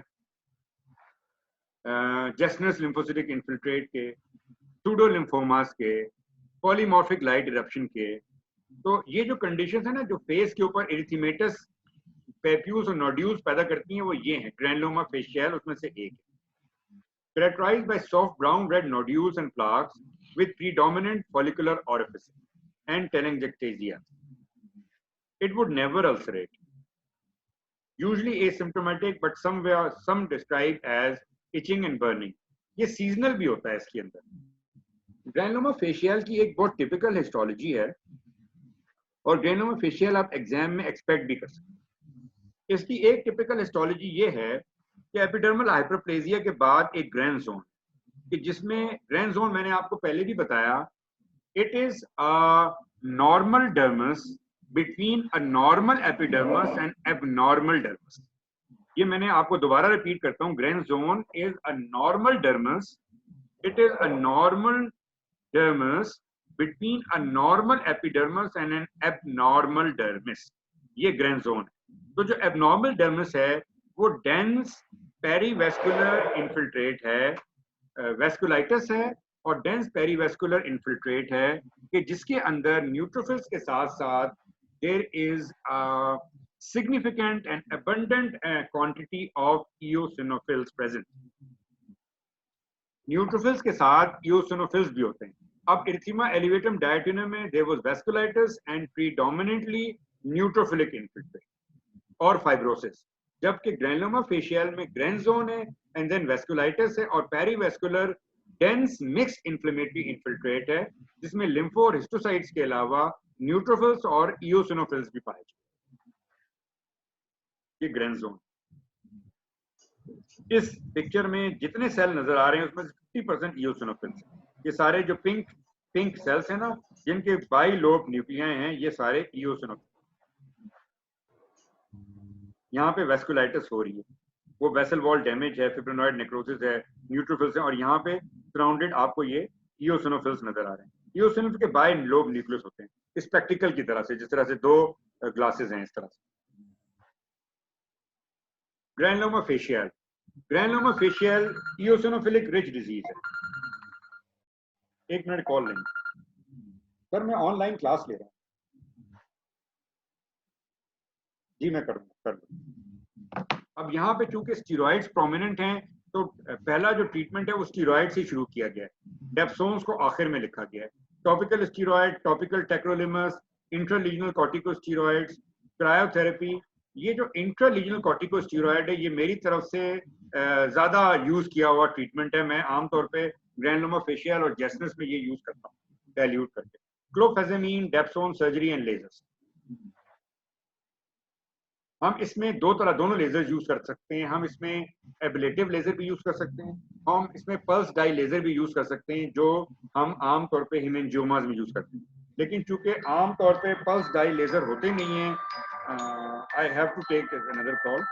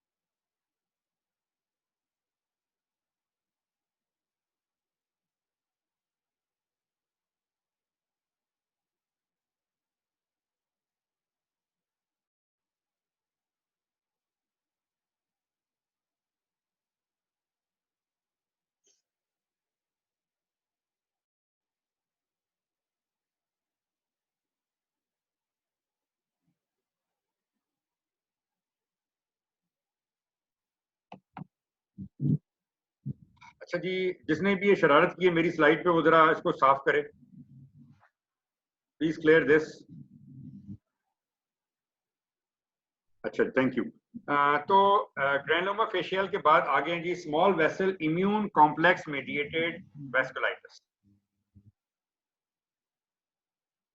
सबसे common, सबसे मतलब फेंसीफुल हम वेस्कुलाइटिस जो कह सकते हैं वो है हिनॉक शॉनलन पर्परा और आईजीए वेस्कुलाइटिस। पहले ये ट्रायड था, अब इसका टेट्रायड हो गया है, जिसमें हम पैल्पेबल पर्परा भी करेंगे। We would include arthritis, GI involvement and renal involvement. तो क्योंकि ये सिस्टेमिक कॉम्प्लिकेशंस हैं, इसलिए ये सारी चीजें हमने देखनी। स्किन भी हो गई, जॉइंट भी हो गया, बाउल भी हो गया एंड किडनीज भी हो गया। Hinoch Shannon purpura is defined by Chapel Hill Consensus Conference as a vasculitis affecting small vessels involving deposition of IgA complexes. अब small vessel vasculitis से difference ये है कि small vessel IgG है और ये IgA है। It is characteristically involved skin, GI tract, glomeruli with or without arthritis. 75% of the cases occur in children under 6 years of age. And 90% in children under 10 years. मतलब ये सारा का सारी जो कंडीशन है, it should be in a childhood age. Adults में हो तो सकता है, लेकिन it is not more than 10%. Some infections such as those caused by group A beta hemolytic streptococci are implicated in approximately 30% of the children. जो other pathogens हैं उनमें आ गया बार्टोनेला, पार्वोवायरस, स्टेफ ऑरियस, कॉक्सेकी, लेकिन मेनली स्ट्रेप ही है। IgA is thought to be a pivotal role in pathogenesis of inox-shunnel. Inox-shunnel purpura manifest at the onset with classical findings of purpura, arthralgia और abdominal pain. ये वो triad था जिसमें अभी kidney भी शामिल हो गई। क्यूटेनियस फाइंडिंग्स, अब आप एक ऐसे बच्चे के अंदर जिसमें आपको पैल्पेबल पर्पुरा मिल रहा है और एब्डोमिनल पेन या आर्थराइटिस नहीं मिल रहा, उसको आप इनॉक्स-शॉनलन डायग्नोज नहीं करेंगे, उसको आप स्मॉल वेसल डायग्नोज करेंगे। इनॉक्स-शॉनलन डायग्नोज करने के लिए आपको कम से कम ये 3 चीजें मिलनी चाहिए: abdominal pain, arthralgias and cutaneous vasculitis. बाकी जहां तक क्यूटेनियस वेस्कुलाइटिस के साइंस का सवाल है, वो वैसे ही हैं जैसे स्मॉल वेसल वेस्कुलाइटिस में होते हैं। Retiform pattern within the lesions is character. Retiform pattern का मतलब होता है इरेगुलर स्टार शेप पैटर्न, जो अभी आपको रेटिफॉर्म पर्पुरा दिखाता हूँ। Typically involve the extensor aspects of the limb in symmetric fashion, usually fading in 5 to 7 days. Troughs can occur in few weeks or in several months. GI involvement or arthritis can occur in absence of skin, rarely in absence of skin diseases. Renal involvement in inox-shunnel purpura is common, occurring in 40 to 50% of patients, काफी बड़ी percentage. तो ये buttocks के ऊपर बच्चों में पर्परा होना, usually हम उसको इनॉक्स-शॉनल ही लेबल कर देते हैं। ये रेटिफॉर्म पर्पुरा है जिसमें ब्रांचिंग और एंगुलेशन है। ये लिविडॉइड पर्पुरा नहीं है, ये रेटिफॉर्म पर्पुरा है। लिविडॉइड पर्पुरा वो होता है जो नेट लाइक होता है, और रेटिफॉर्म वो है कि जिसमें एंगल्स और ब्रांचेस होती हैं पर्पुरा। इनॉक्स-शॉनल पर्पुरा की histopathology would be almost same as small vessel vasculitis. वही फिब्रिनोइड नेक्रोसिस, वही पेरीवेस्कुलर न्यूट्रोफिलिक इन्फिल्ट्रेट, वही आरबीसी एक्सट्रावसेशन, और हम जब उसकी DIF करेंगे तो IgA डिपोजिशन मिल जाएगा आपको वेसल्स के ऊपर। Treatment is usually a self-limiting, so mainly supportive.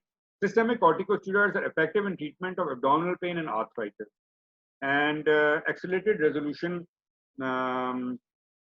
अच्छा, उसके बाद Dapsone seems to shorten the duration of inox-shunnel purpura and has several beneficial effects. Cyclosporine and azathioprine both improve GI involvement.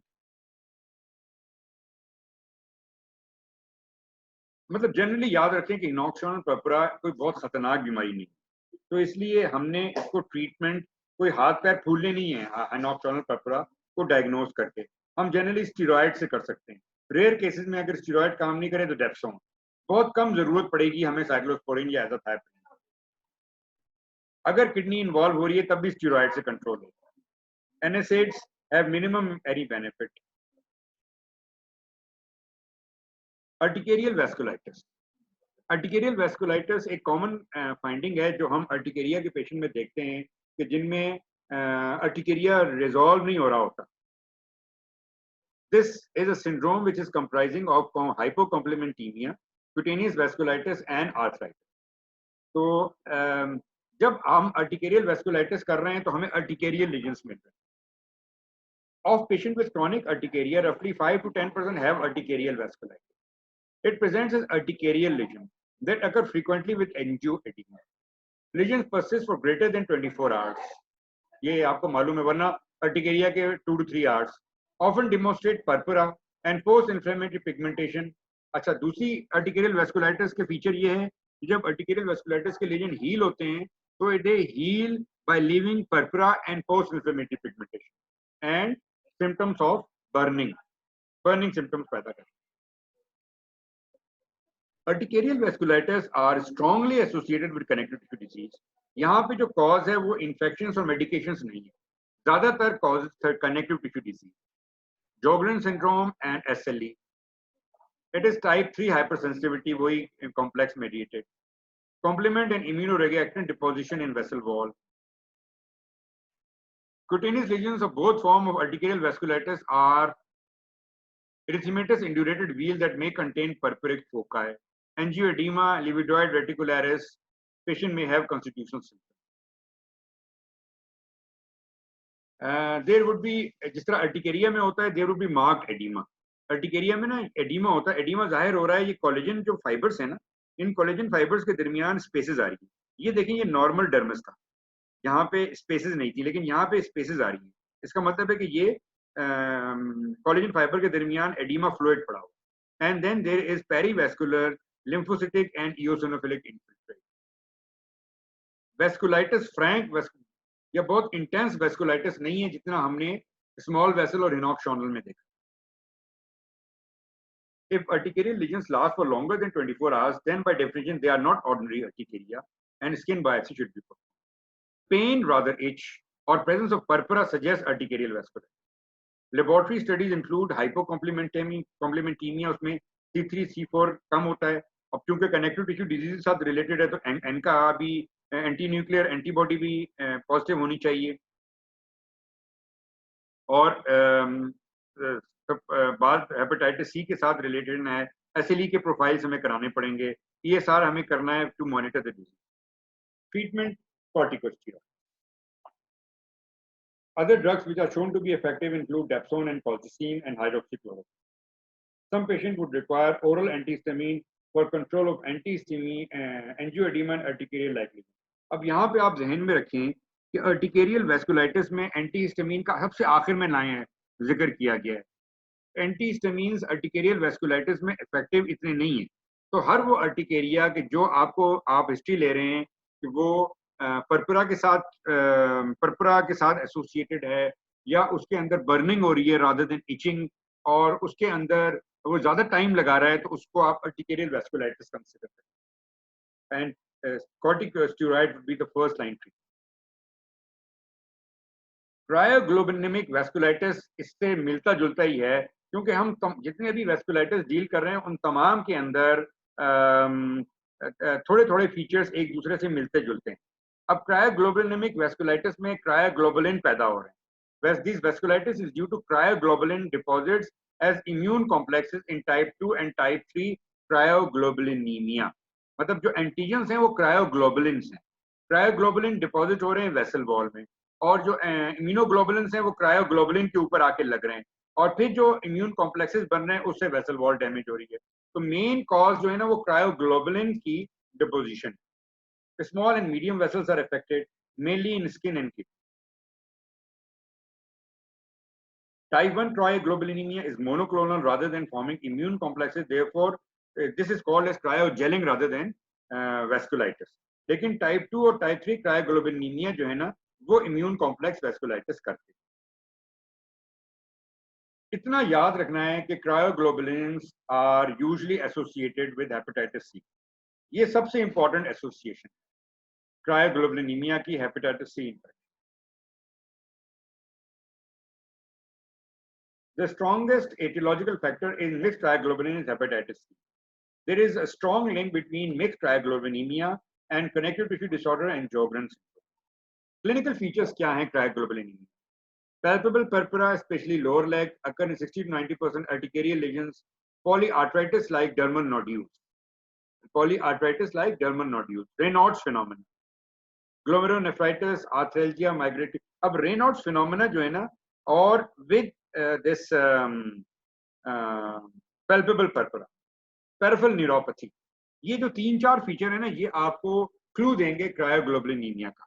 आपको पता है कि जब हम रेनॉल्ड्स की डिफरेंशियल कर रहे होते हैं तब भी हम क्रायोग्लोबुलिनीमिया कंसिडर कर रहे होते हैं। और तो अगर हमें रेनॉल्ड्स के साथ पैल्पेबल पर्परा मिल रहा है, देन आपने क्रायोग्लोबुलिनिमिक वेस्कुलाइटिस को कंसिडरेशन देना है। अब यहाँ पे आपको रेनॉल्ड्स का मिल रहा है, वेस्कुलाइटिस के लीजन्स इसको नजर नहीं।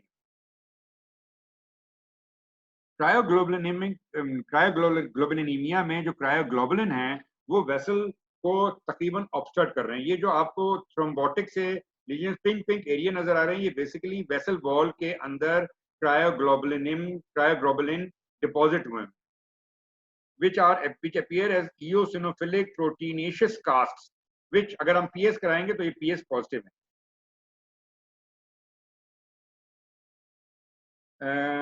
क्यों इंपॉर्टेंट है? Because corticosteroid therapy will in the longer term worse the underlying infection, क्योंकि हमारी मेन एसोसिएशन हेपेटाइटिस सी है, तो हम अगर बगैर सोचे समझे इस वेस्कुलाइटिस में हम स्टेरॉइड दे देंगे तो हेपेटाइटिस सी खराब हो जाए।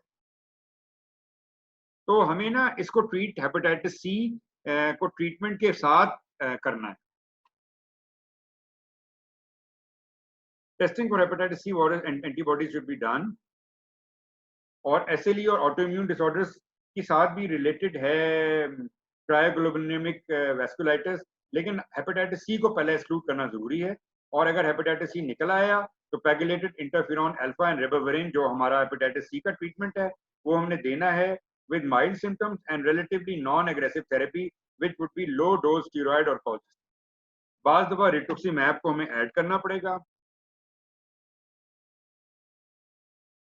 अगर पेशेंट को किडनी सिम्टम्स हैं, तब हम इम्यूनोसप्रेसिव के बारे में सोचें।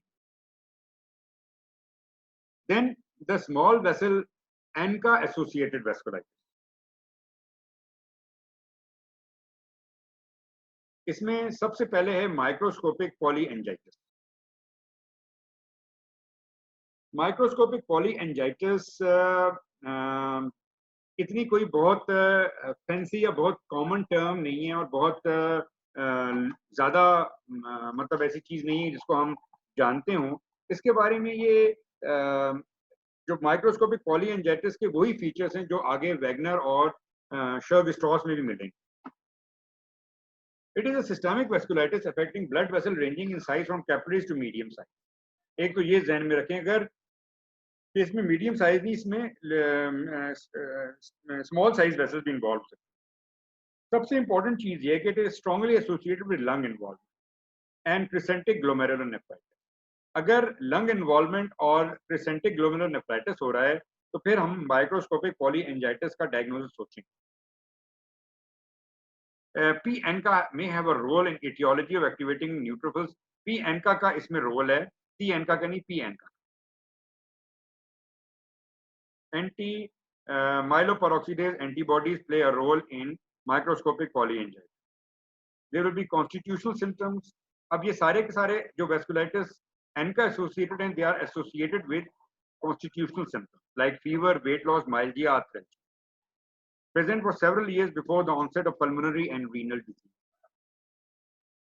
Patients usually have palpable purpura on dependent sites as well as nodules, which would raise the suspicion of pan or Wagner granulomatosis or Sjögren's। Histology में वेसल नेक्रोसिस है और ल्यूकोसाइटोक्लासिक वेस्कुलाइटिस है। हिस्टोलॉजी में डिफरेंस नहीं होगा, हम एनका करके हमें थोड़ा सा इसको डिफरेंशिएट कर सकते हैं। अच्छा, ये एक पॉइंट लिखा है कि अगर blood and proteins and red cast urine में नहीं है तो हम माइक्रोस्कोपिक पॉलीएंजाइटिस को एक्सक्लूड कर देंगे डायग्नोसिस में।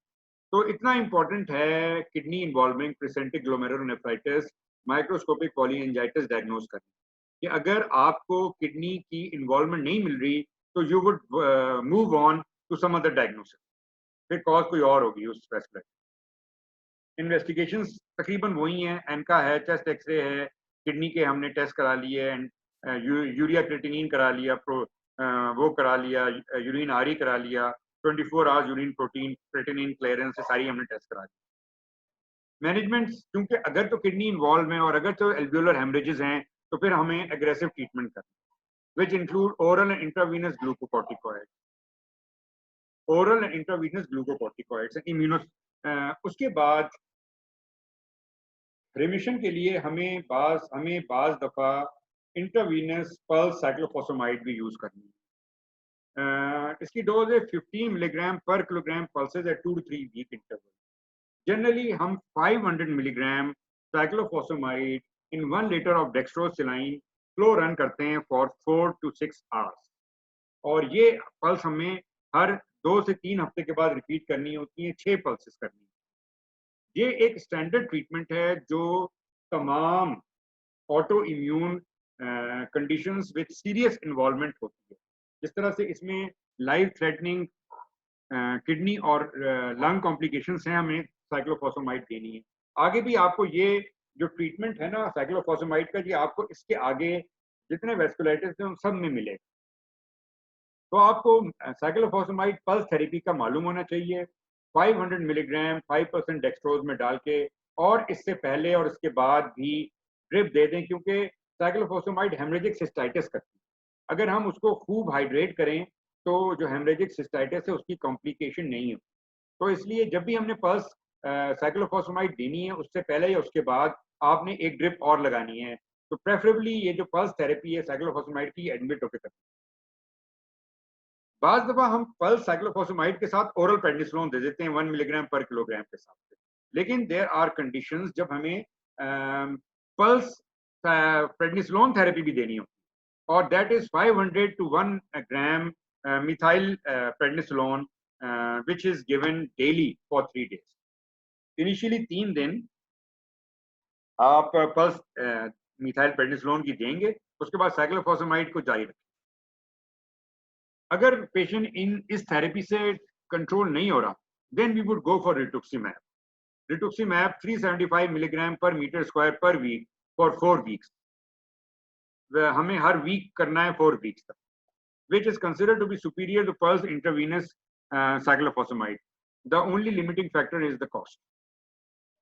Once remission is achieved, जब हम remission maintain करने के लिए, अगर हमने साइक्लोफॉस्फेमाइड से remission achieve किया तो हमने उसको as a 6 cycles के बाद as a thiopurine पे shift करते हैं।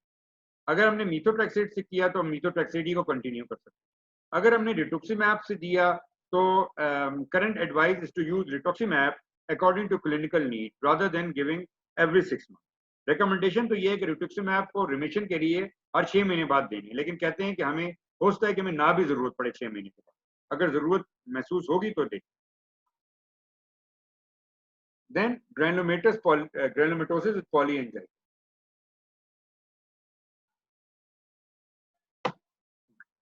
Or which is called as Wegener granulomatosis. Wegener granulomatosis वो टर्म है जिससे हम ज्यादा फेमिलियर हैं, लेकिन अभी इसको GPA कहा जाता है। GPA is described as a triad of systemic small vessel vasculitis, necrotizing granulomatous inflammation of both the upper and lower respiratory tract, and necrotizing glomerulonephritis.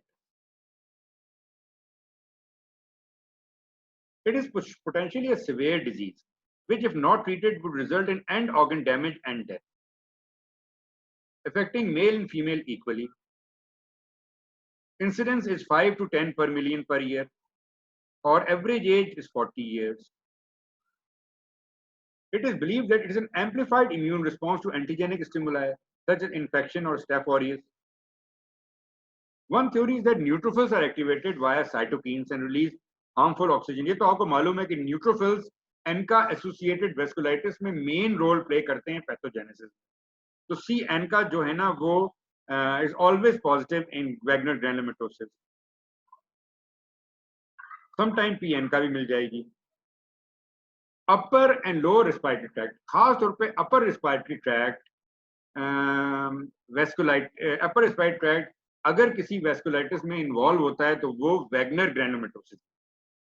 Wegener granulomatosis में upper और lower respiratory tract दोनों involve होता है, और Churg-Strauss में सिर्फ lower respiratory tract involve. अब यहाँ पे nose और eyes और ear और सब involve हो.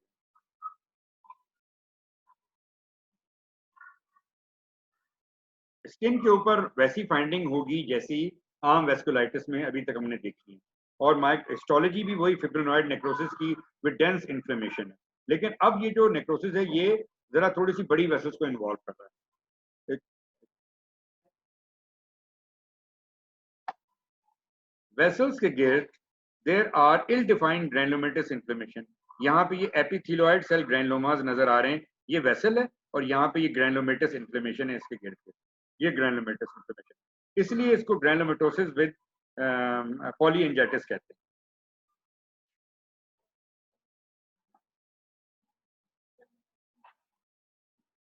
वही क्लासिकल एनका जो तस्वीर दिखाई थी वो वेगनर ग्रैनुलोमेटोसिस का हिस्सा है। Cutaneous findings are palpable purpura, digital infarct, subcutaneous nodules, papule vesicle fatigue, सारा के सारा बाद दफा पीजी जैसे लीजन्स भी होंगे। अपर रेस्पिरेटरी ट्रैक्ट की इन्वॉल्वमेंट टिपिकल है वेगनर ग्रैनुलोमेटोसिस, जो और किसी वेस्कुलाइटिस में नहीं होती, जिसमें हमें क्या होगा, ओटाइटिस एपिस्टेक्सिस, राइनोरिया, साइनोसाइटिस, मतलब ईयर और नोज इन्वॉल्व हो रही है अंदर से।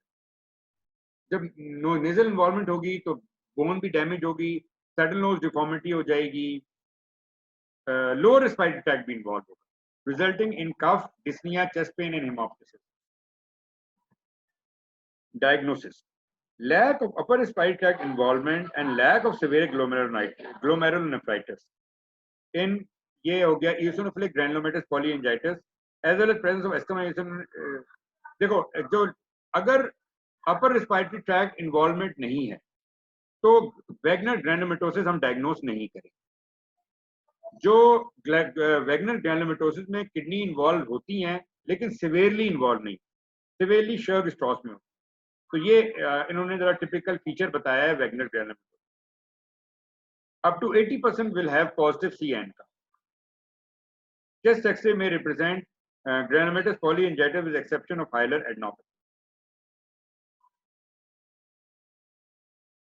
ये जो है ना सिवियरिटी का चार्ट, ये तमाम एनका एसोसिएटेड वेस्कुलाइटिस में लगता है। ANCA associated vasculitis localised disease कौन सी है? जिसमें अपर और लोअर रेस्पिरेटरी ट्रैक्ट इन्वॉल्वमेंट है without any other systemic involvement constitution. Early systemic sign क्या है? विदाउट ऑर्गन थ्रेटनिंग और लाइफ थ्रेटनिंग डिजीज। मजीद किडनी वगैरह इन्वॉल्व हो रही है लेकिन ऑर्गन थ्रेटनिंग और लाइफ थ्रेटनिंग नहीं।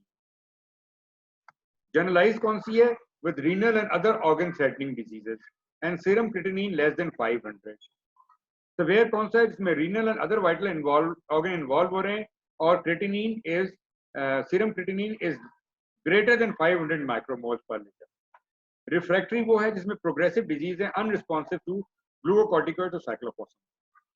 तो जो इनका एसोसिएटेड वेस्कुलाइटिस हैं उनको हम 5 कैटेगरीज में क्लासिफाई करते हैं: localise, early systemic, generalise, severe और रिफ्रैक्टरी। लोकलाइज का मतलब है कि सिर्फ upper and lower respiratory tract और कोई सिस्टमिक इन्वॉल्वमेंट नहीं। जनरलाइज में सिस्टमिक इन्वॉल्वमेंट है लेकिन बिल्कुल ऑर्गन थ्रेटनिंग नहीं। अर्ली सिस्टमिक जनरलाइज में रीनल इन्वॉल्वमेंट भी हो रही है, अदर भी हो रहे हैं और थोड़ी बहुत थ्रेटनिंग है, क्रिएटिनिन ज्यादा हो रही है लेकिन लेस देन 500 माइक्रोमोल है। जो सिवियर है उसमें क्रिएटिनिन ज्यादा है। रिफ्रैक्टिव वो कि जो कोई भी नॉर्मल ट्रीटमेंट से रिस्पॉन्ड नहीं कर रहा। तो ये क्लासिफिकेशन सारे एनका एसोसिएटेड वेस्कुलाइटिस। वैगनर ग्रैनुलोमेटोसिस जैसे बताया कि it is a very serious disease which is associated with relapses and very high degree of mortality. Untreated 1 year mortality 83%. Survival of treated cases 1 year greater than 80%. मतलब 20% फिर भी मर रहे हैं ट्रीटमेंट के बावजूद। अगर किडनी डिजीज हो गई तो फिर मोर्टेलिटी और भी कम हो गई, मंथ्स में चली गई। मैनेजमेंट: लोकलाइज्ड डिजीज के लिए मीथोट्रेक्सेट देंगे और ओरल प्रेडनिसोलोन देंगे, which is the first line treatment. अगर नॉन लोकलाइज्ड डिजीज है या सिस्टमिक अर्ली सिस्टमिक डिजीज है then cyclophosphamide is the mainstay of treatment. या तो हम ओरल साइक्लोफॉसमाइड देंगे 50 मिलीग्राम डेली, या फिर हम पल्स थेरेपी देंगे depending upon the severity of patient. और साइक्लोफॉसमाइड के साथ कॉम्बिनेशन में हम ओरल प्रेडनिसोलोन भी दे सकते हैं और हम पल्स थेरेपी भी दे सकते हैं। That all depends upon the severity of involvement. In patient with severe renal disease from the onset, plasmapheresis may be considered as a treatment. Second line treatment में आपको rituximab है। Third line treatment में 5-deoxy aspergillin and intravenous immunoglobulins का role है in third line treatment। और remission की maintenance वैसे ही है जैसे मैंने बताया कि हम cyclophosphamide से remission induce किया है तो azathioprine they. Then Churg-Strauss. Churg-Strauss is characterized by an eosinophilic rich necrotizing granulomatous inflammation, often involving the lower respiratory tract. अब Churg-Strauss में important point involvement of lower respiratory tract. Churg-Strauss में याद रखें कि upper respiratory tract involve नहीं होता और there is association with asthma and eosinophilia. Enka is related, Enka होगा with glomerulonephritis. अच्छा, मुझे पता है अब काफी देर हो गई है लेक्चर के, मैं शर्क स्ट्रॉस के बाद करूंगा दो और डिजीजेस, और टाका यासूस और को मैंने ना करना नहीं, वो आप लोगों ने बाद में पढ़ा। लेकिन अभी ना मेन पॉइंट्स आपको याद कराने, सारी चीजें तकरीबन शर्क स्ट्रॉस में जो इन्वेस्टिगेशन और ट्रीटमेंट वाली तकरीबन वैसी हैं जैसी वैगनर में, लेकिन डिफरेंस ये याद रखें कि शर्क स्ट्रॉस में लोअर रिस्पायरेटरी ट्रैक्ट इन्वॉल्वमेंट है और ज्यादा है, जबकि प्राइमरीली वैगनर में अपर रिस्पायरेटरी ट्रैक्ट इन्वॉल्वमेंट ज्यादा है। इसलिए Wegener granulomatosis associated with mid line granuloma और damage to nose and ears, जबकि शर्क स्ट्रॉस में ऐसे नहीं होता।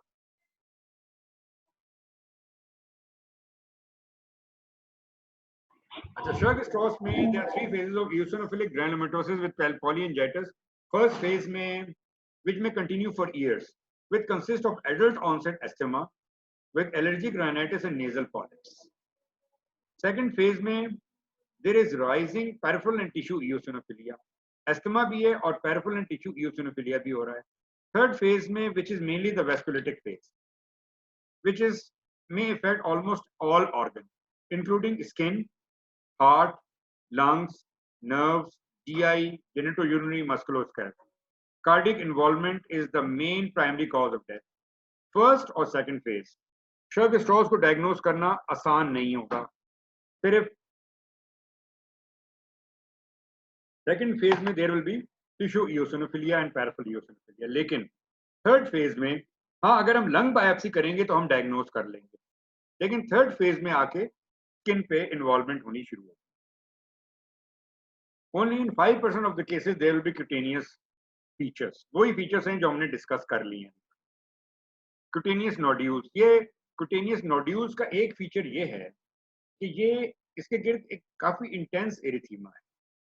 अब इस किस्म का नोड्यूल हम डर्मेटोफाइब्रोमा के डीडी में नहीं करेंगे, हम इसमें वेसल्स का थोड़ा सा इसलिए आ रहा है कि there is intense erythema surrounding the nodules और अल्सरेशन भी हो रही है, लेकिन अदरवाइज ये को वो टिपिकल शर्क स्ट्रॉस के नोड्यूल नहीं। डिफरेंशियल डायग्नोसिस डिस्कस कर सकते हैं, और अगर इस तरह के नोड्यूल एग्जाम में आ रहे हैं तो आप जो है ना अपने जहन को ओपन रखेंगे, म्यूट करें, अपने जहन को ओपन रखेंगे ये सोचते हुए कि ये शर्क स्ट्रॉस हो सकता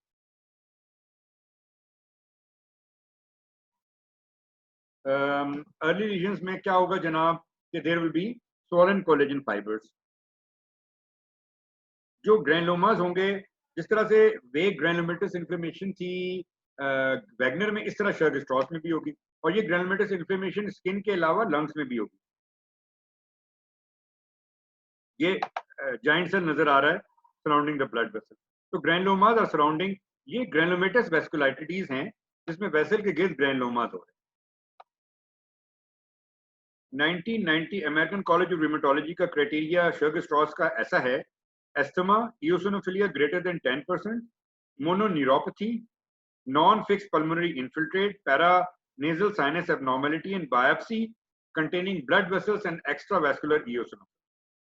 The triad of asthma, eosinophilia, and extravascular granulomas may be used to distinguish EGPA from other disease processes. Investigation बार बार जिक्र हो रहा है कि हमने ब्लड यूसिनोफिलिया कराना है, इन्फ्लेमेटरी मार्कर कराने हैं, IgE लेवल कराना है, एनका कराना है, चेस्ट एक्सरे बहुत जरूरी है क्योंकि जाहिर है उसमें पल्मोनरी इन्फिल्ट्रेट्स होंगे, सीटी स्कैन करा सकते हैं हम।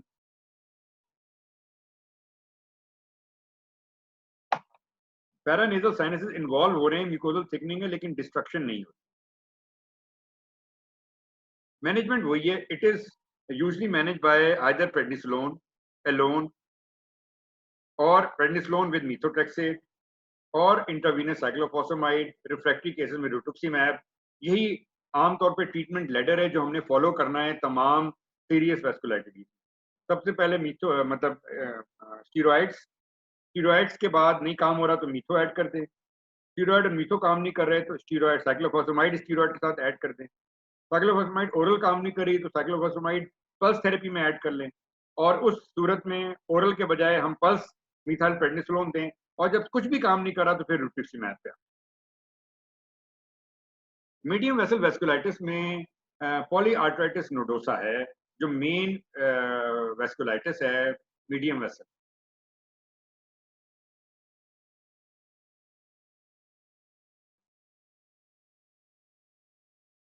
पॉली आर्टराइटिस नोडोसा एक सिस्टेमिक फॉर्म का होता है और एक कुटेनियस पैन होता है। हम जो आमतौर पे डील करते हैं वो कुटेनियस पैन में करते हैं। स्किन के ऊपर बड़े बड़े नोड्यूल्स विद लिविडॉइड पैटर्न आते हैं, that is cutaneous pan.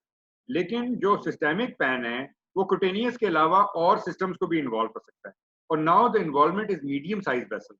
Medium size vessels, तमाम ऑर्गन्स की जो वेसल्स हैं वो मीडियम वेसल्स, लाइक किडनी की, लाइक लंग्स की, लाइक हार्ट की। तो इन सबको इन्वॉल्व कर सकता है polyarteritis nodosa. Kidney, heart, gut, peripheral nerves और काइटिस भी कर सकता है।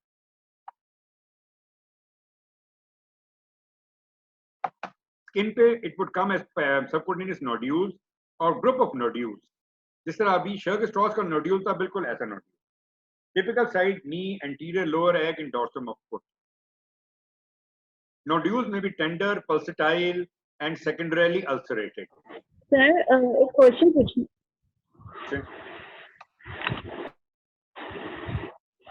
सर एक्चुअली प्रीवियस स्लाइड में आपने बताया कि किडनीज की वेसल्स को इन्वॉल्व कर रहा है, लेकिन आगे तो ये भी लिखा हुआ है डजंट कॉज। दोबारा कम अगेन। सर आपने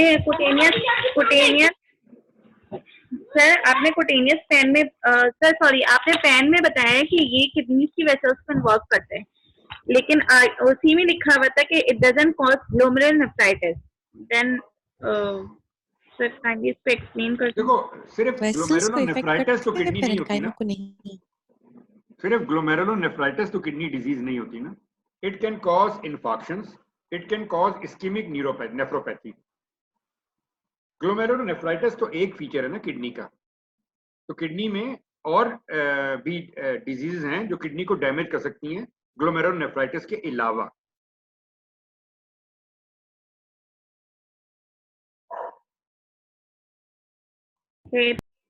अच्छा जी, क्योंकि मीडियम साइज वेसल्स हैं तो हम जो मीडियम साइज वेसल्स की स्किन फाइंडिंग्स थी वो नोड्यूल्स की थी, वो लिविडॉइड रेटिकुलरिस की थी, अल्सरेशन की थी और गैंग्रीन की थी।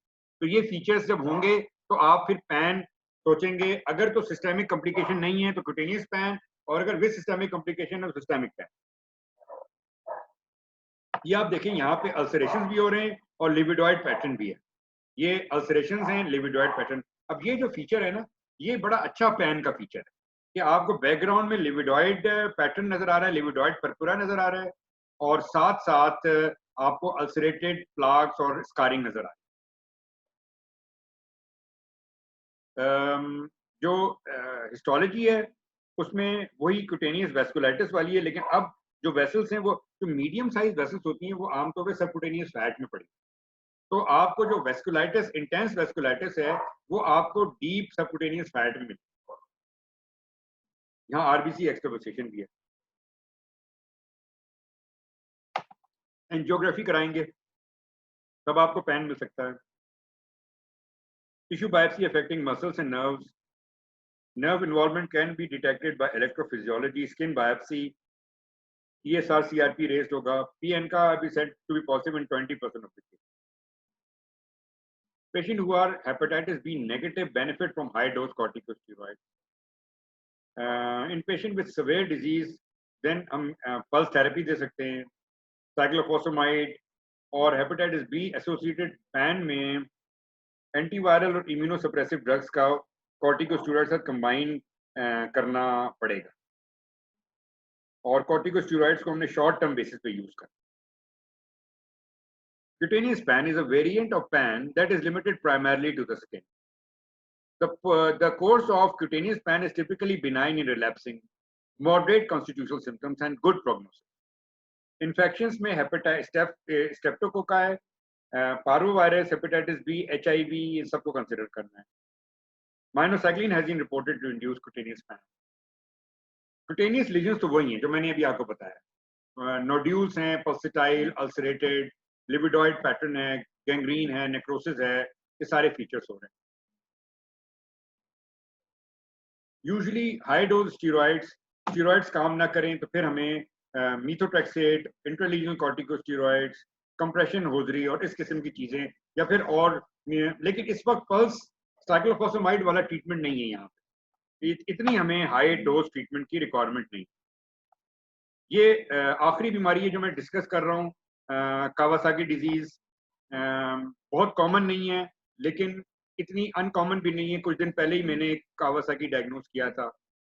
Kawasaki is a mucocutaneous lymph node syndrome, predominantly affecting young children, although adult onset disease can occur. Systemic components include a multi-system vasculitis. However, exanthum it causes is not vasculitic. Exanthum Kawasaki का vasculitic नहीं है. Infective etiology हो सकती है जी. Cause is bacterial superantigens, notably staphylococcal toxic syndrome type antibodies, और streptococcal pyogenic exotoxin B L C. तो bacterial superantigens basically एक immune reaction generate करते हैं and effects mainly the medium and large vessel. 3 phases हैं। एक acute febrile phase है जिसमें irritability, vomiting and cough and diarrhoea, running nose, weakness, body pains. ये febrile stage 2 weeks तक last करती है। फिर सेकंड फेज आती है, this is phase of active disease lasting 4 to 6 weeks. इसके फेज में there is a risk of death from coronary aneurysm. इससे गुजर जाएं तो फिर convalescent फेज आती है, which may last for 3 months, जिसमें ESR and CRP gradually reduce हो रहे होते हैं, और इस मौके पे भी large aneurysm में expand leading to myocardial infarctions. Kawasaki syndrome identify करना इसलिए जरूरी है कि बड़ी बिनाइन प्रेजेंटेशन है और बड़े serious consequences. Fever is typically striking and unresponsive to paracetamol. Acral and perianal erythema and acral edema. ये वाला पॉइंट याद रखें। कावासाकी को पकड़ने का मेरा क्लू आमतौर पे ये acral unusual acral erythema है, हाथों पे और perianal areas, और कई दफा ना स्किन पील ऑफ भी हो रही होती है। Fever with acral erythema and peeling of the skin. फिर इसके अलावा कंजंक्टिवाइटिस होना कोई टिपिकल नहीं है, यूवीआइटिस होना कोई टिपिकल नहीं है, फिशर लिप होना, लेकिन स्ट्रॉबेरी टंग बहुत टिपिकल होती है। मुंह खोलेंगे तो स्ट्रॉबेरी टंग मिलेगी। देन आपने सर्वाइकल लिम्फ नोड्स को पेल्पेट करना है। अगर एक single large cervical lymph node भी आ गया तो वो डायग्नोस्टिक। तो जो क्लू जो आपने पिक करना है कावासाकी की डायग्नोसिस में, वो हाई ग्रेड फीवर के साथ acral erythema है with exfoliation of the skin, और उसको अगर आप कर सकें तो उसका ग्रोइन एरिया एग्जामिन करें। फौरन उसके बाद ओरल म्यूकोजा देखें और सर्वाइकल लिम्फ नोड्स पेल्पेट करें।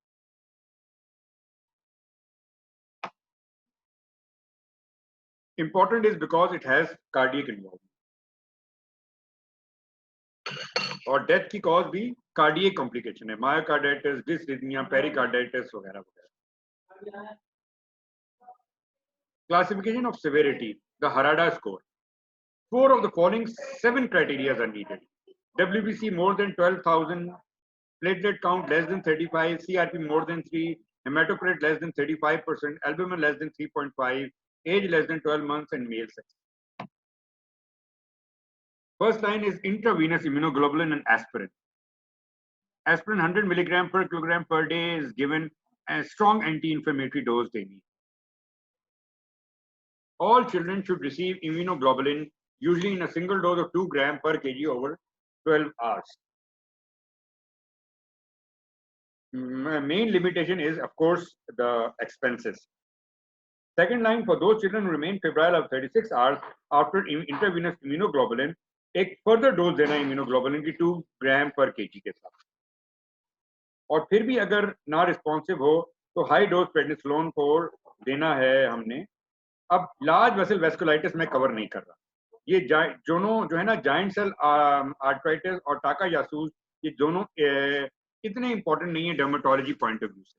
तो मेरी तरफ से यहाँ पे आके ये टॉक मेरी खत्म होती है।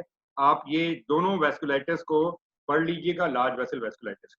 अब जो हमने पढ़ा अभी तक, उसके बारे में कोई सवाल और कोई मिसकंसेप्शंस हैं तो वो मुझसे क्लियर कर लें ताकि हम सेशन को एंड करेंगे।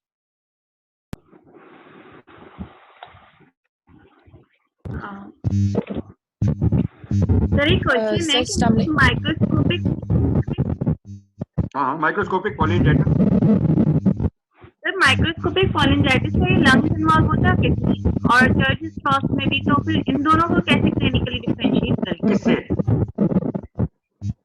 Church straws syndrome. देखो ये चूंकि शर्ग स्ट्रॉस, ये वैगनर और माइक्रोस्कोपिक पॉलीएंजाइटिस ये सारे के सारे बेसिकली रिलेटेड चीजें हैं ना। अब granulomatous polyangiitis is Wegener, eosinophilic granulomatous polyangiitis is Churg Strauss, और सिर्फ माइक्रोस्कोपिक पॉलीएंजाइटिस इज अलग सिंड्रोम है। तो कहने की तो बात यह है कि ये तीनों आपस में मिलते जुलती चीजें हैं, क्योंकि माइक्रोस्कोपिक पॉलीएंजाइटिस इन तीनों का फीचर है, लेकिन शर्ग स्ट्रॉस और वैगनर में वेसल्स के गिर्द ग्रैनुलोमास भी होंगे। माइक्रोस्कोपिक पॉलीएंजाइटिस में ग्रैनुलोमास नहीं होंगे। क्रिसेंटिक ग्लोमेरुलोनेफ्राइटिस माइक्रोस्कोपिक पॉलीएंजाइटिस में होगा। Upper respiratory tract involvement Wegener में होगी, lower respiratory tract involvement Churg Strauss में होगी। ये आपस में इनके डिफरेंशिएटिंग।